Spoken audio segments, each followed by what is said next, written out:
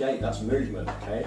It's when we can't get out of that and we suddenly get stuck in that sort of posture that problems start to occur, because then you've got pain problems, then you've got imbalance like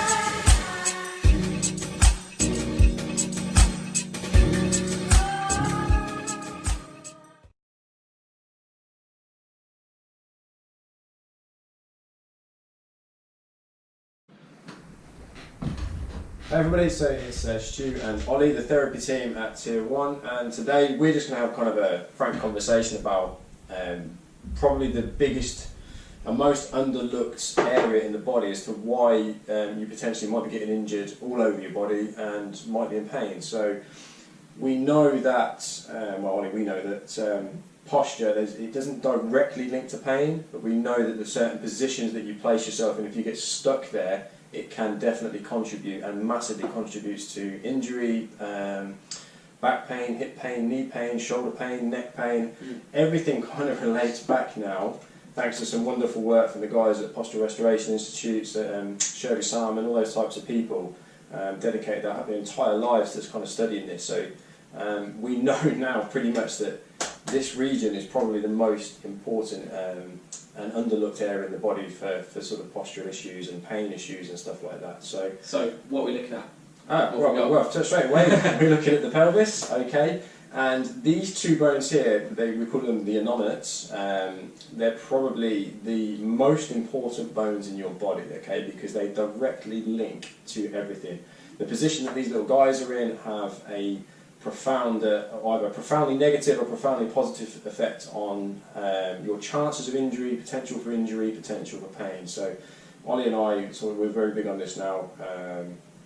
The way I view the body and stuff, we're getting some amazing results just by working with these little guys here. So we know that, and this is fact, we know that humans are not symmetrical. We are not designed to be symmetrical. We are, in fact, we function through asymmetry, which is in itself is a wonderful thing. So ignore all the technical physio out there, or a young therapist or something like that. Ignore all your textbooks that try and chase this symmetry through the body, like the left side should be equal to the right. It really isn't the case. As obviously I've been talking to Ollie about this, your brain, your left and right brain are responsible for two different things. The position of the brain, everything is slightly different, left to right. We know that the left side of our brain, the left hemisphere of our brain, loves or makes it easy for us to go onto our right side. We also know that the human makeup makes it easy for us. It doesn't necessarily say we're going to go on our right side, but it makes it easy for us to go and sit or sort of stand on our right side. The reason for that being, we have a really heavy heart that sits on the left, a giant liver that sits on the right, and that directly influences the diaphragm and the way our sort of diaphragm develops and can function. So on the right side, you have this huge liver that opens up sort of the space, or what we call the diaphragm leaflet. So the right diaphragm A can function better because it's got room to manoeuvre and room to do its thing, and it can develop as we grow better than the left.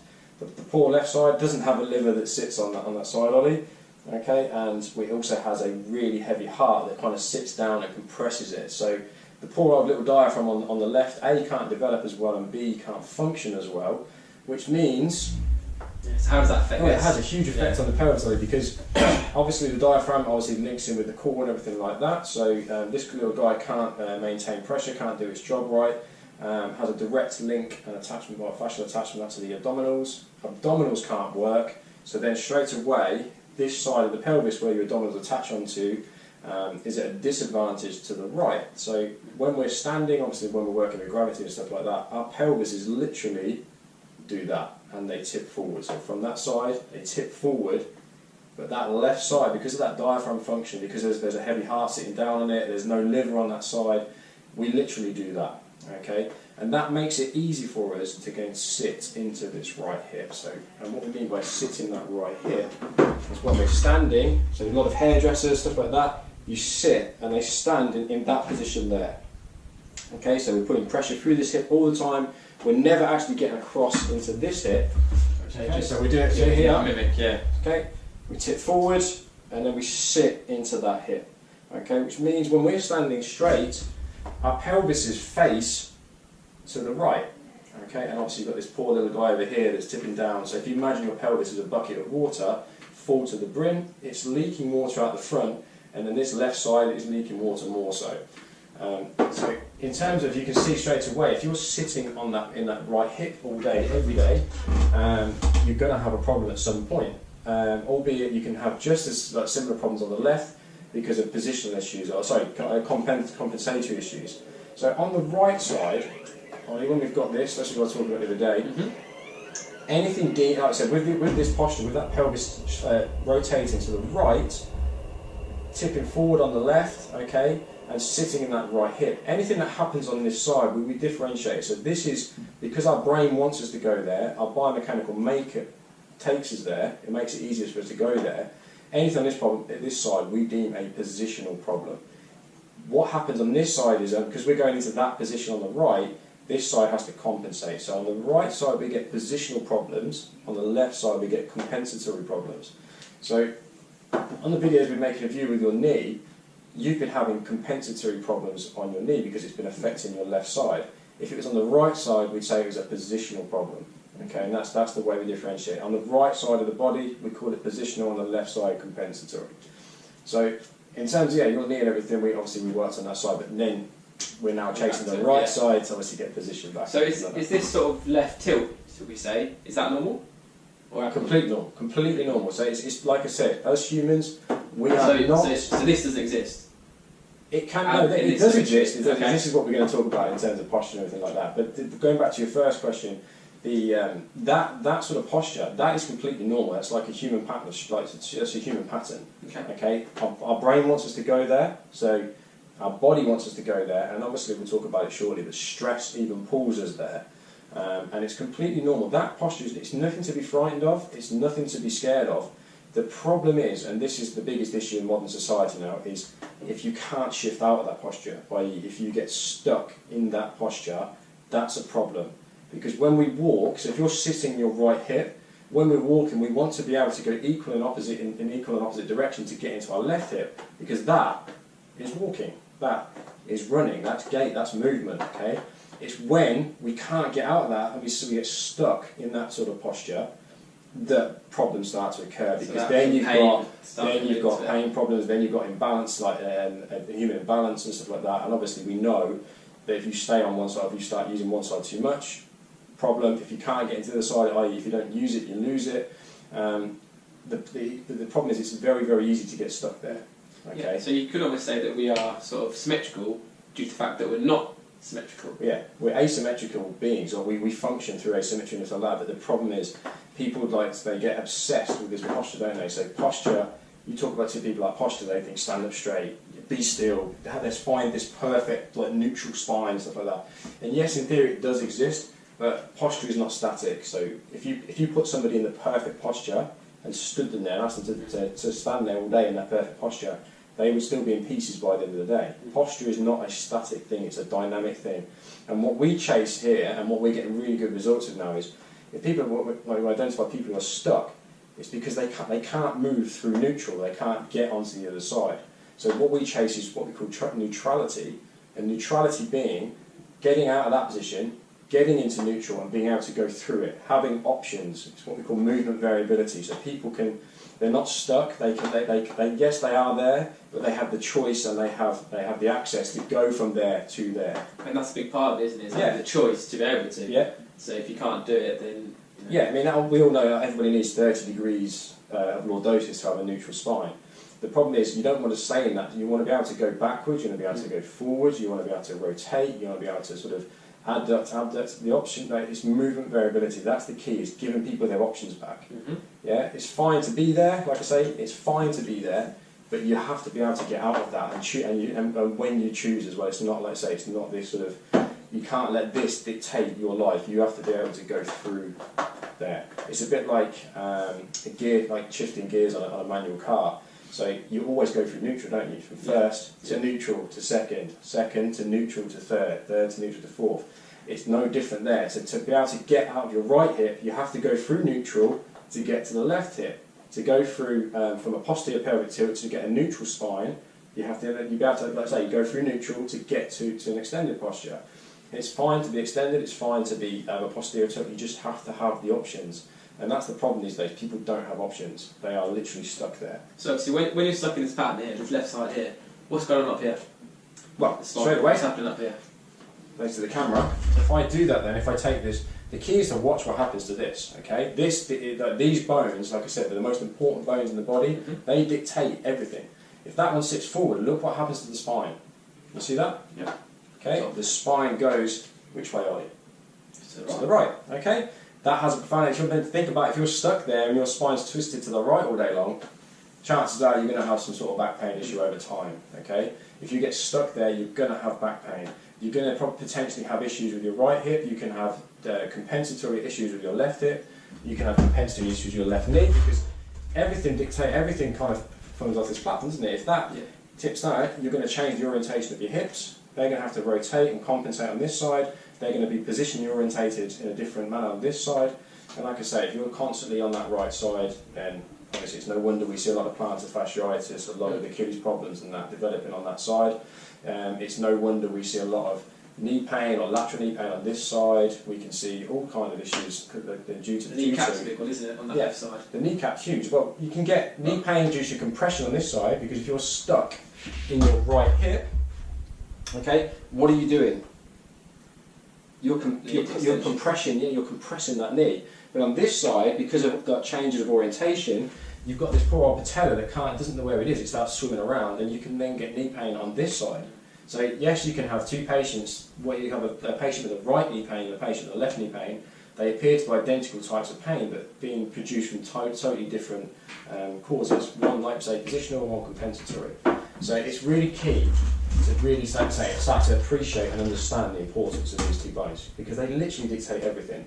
You imagine neck pain. Someone's in that sort of pattern, boom, then the spine has to then compensate, or it goes into a position on this side, has to compensate up here. Okay, so we know that somebody, if their pelvis is rotated to the right to walk forward, their upper torso has to rotate to the left, has to compensate. So you get a left compensation. Where's the head going to go? Exactly, and then people can't then move their neck and stuff like that, and they get stuck in that pattern. So the other thing is, like I say, we have a brain that wants us to go there, or makes it easier for us to go there. We have a biomechanical makeup, a big heart, liver, and stuff like that, that makes it easier for us to go there. This is a big thing that we're learning about now, isn't it, Ollie? Stress. So what do we know about stress? Stress is everywhere. Stress Again, so we're going to continue where we left off, and I believe we were talking about stress and how it affects position and everything. So, yeah, the three major things, three major issues that we have with this sort of pelvis is position, stress and how it affects position, and then obviously just biomechanical makeup and the way your brain wants you to go into that position all the time. So, talk about stress then, Ollie. I sort of briefly mentioned sort of stress is sort of everywhere now, and it used to sort of fall into two categories, sort of rest and digest, and fight or flight. And this is when we were more animalistic, so to speak, in the caveman sort of type of. That's what to worry about, eating and sleeping. Whereas now stress has far different perspective, really, not perspective, or the way the brain interprets stress is the same irrespective of what the stressor is. Yeah, essentially that part of the brain is still there, it still very much drives us and everything like that, and as we've evolved, our brains have sort of developed layer on layer, but our caveman brain is still very much a big part of everything we do. And in control, you could argue. Always in control, it has to be, because obviously that's, if it's not, we die, simple as that. So the caveman brain is obviously out to protect us, but it can also, in modern society, be a major hindrance now because of obviously this and this posture and everything. So our brains can't differentiate between stress, different types of stress. So what it does, it initiates the same response to all different kinds of stressors. So when we were cavemen, we'd have a saber-toothed tiger chasing after us. Obviously, our bodies would prime us for power. So it would push us into that extended posture.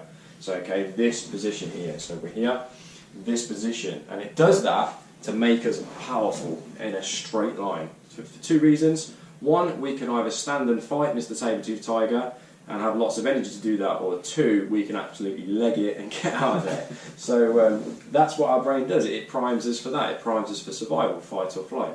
The problem now is stress is everywhere, and our brains still think it. Like so, that caveman brain still overrides everything we do. So, an incident of road rage, excessive coffee, poor nutrition, lack of sleep.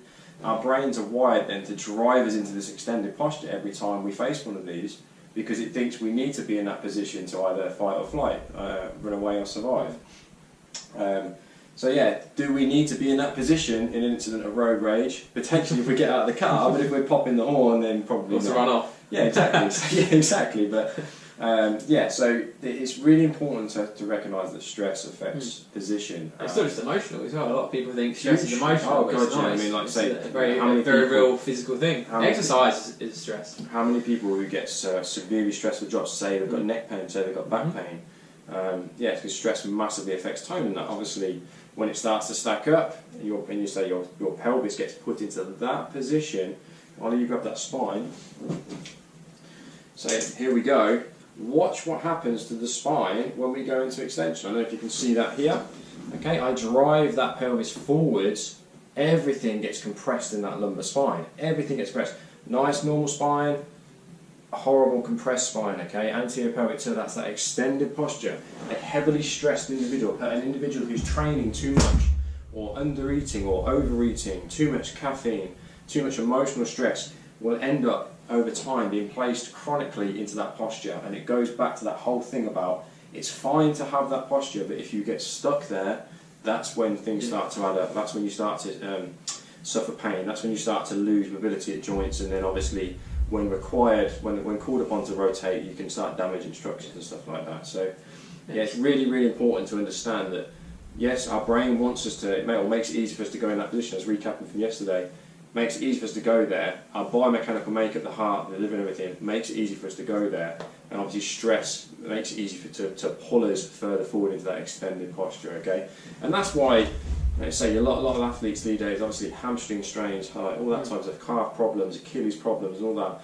If you actually look at these individuals and properly assess them, the root of it, if anyone out there has got your Achilles problem, your recurrent hamstring problem, the root of all your problems is probably going to lie in this sort of anterior pelvic tilt, or this what we call this sort of pattern here, but it's stuck into one side. I remember you telling me a couple of weeks ago about an article you read about the left hamstring being the one that will damage the most. But coming back to this, it reaffirms that left side does sit. So if we then move on then and start talking about, obviously it's great, everyone starts going on, like whoever's watching this going, that's great, I know, like stress does this and in like this position and everything.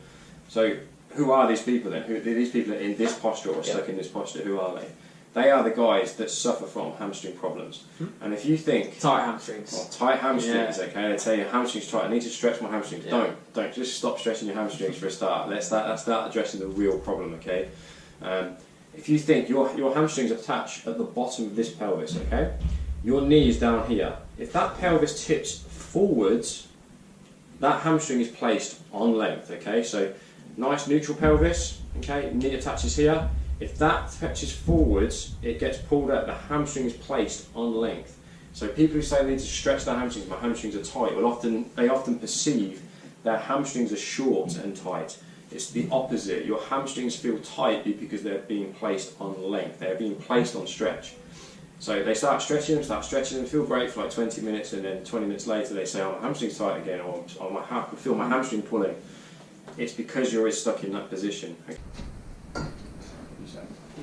Okay, so we've spoken a lot about stress now, what that does to the body and how it affects the pelvis. So what sort of people might be experiencing these sort of problems, do you think?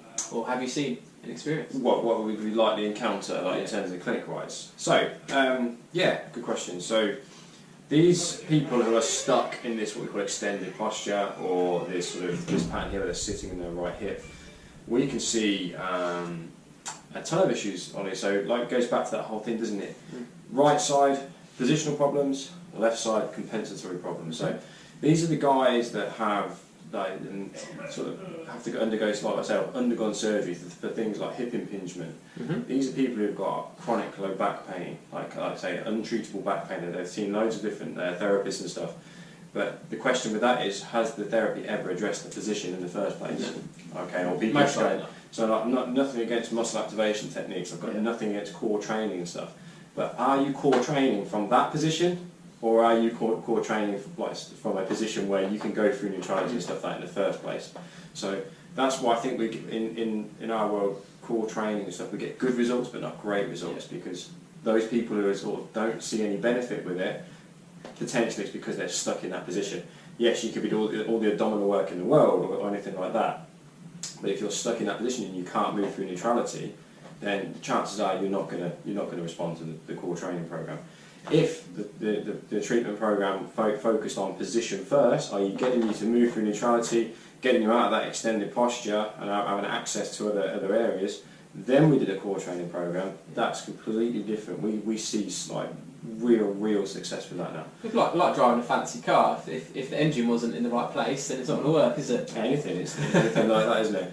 But in terms of this, we like say people in this posture and stuck there. So that's back pain, that's sacroiliac joint pain, that's hip impingement syndromes, that's like say shoulder problems, it's neck problems. This is how like far afield this affects.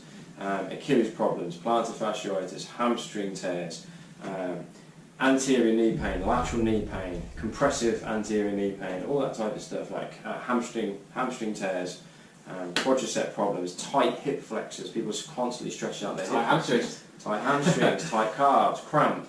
It goes on and on and on. It all traces back to these, like you said, these anomalous, these little babies, how they're sort of positioned to affect everything. It's the same with your knee, Ollie. We knew that obviously coming back from skiing, my knee's hurting. You couldn't adduct at the hip. Why couldn't you adduct at the hip? Because this anomaly was facing forwards and it's cutting off the ability for the hip to move. As soon as we got you out of that position, you could adduct. New pain just went off the radar, didn't it? One session, done. So that's as quickly as we can get, like say with these guys. Sometimes it takes a while because obviously people are really stuck in there. So we have learning. And obviously we have to create the buy-in as well. And that's where, like say, the 90-90 breathing drills that we do, we reassess patients and their hamstring length has gone bang. Their rotation has come back in that, and they really think like it's a magic moment, when in fact all we've done is reposition reposition the body. So yeah, I don't know if you can see with the camera there, I'll show you first, Ollie. So these guys who have right sacroiliac pain, okay, look what happens here when you get stuck in that position. You create a big gap, yeah. So the vast majority of people I see with sacroiliac joint pain occur on the right. So if you can see in the camera there, you watch what happens here, okay? It gaps, okay? Someone who's sitting in their right hip and that left anomaly is allowed to come forward, you get that gapping effect. The more complex problems, so people who are talking about like left sacroiliac pain, okay, it's nothing to do with it, it's the front side gapping, a little bit more complex to treat. So these guys are challenging patients, but it can be done. Piriformis syndrome, like left-sided sciatica, I mean, the vast majority of patients I see, if they've got a hamstring problem, it's usually the left side. If it's sciatica, it's usually the left side. Piriformis syndrome affects both sides, but like for very different reasons. For the left-sided stuff, why, just to reinforce that, why would that be? Is that right? Huge question, isn't it? It's distance and position. Distance via position. So your sciatic nerve obviously comes off your spine, longest nerve in the body, longest branch of the body, comes down and through.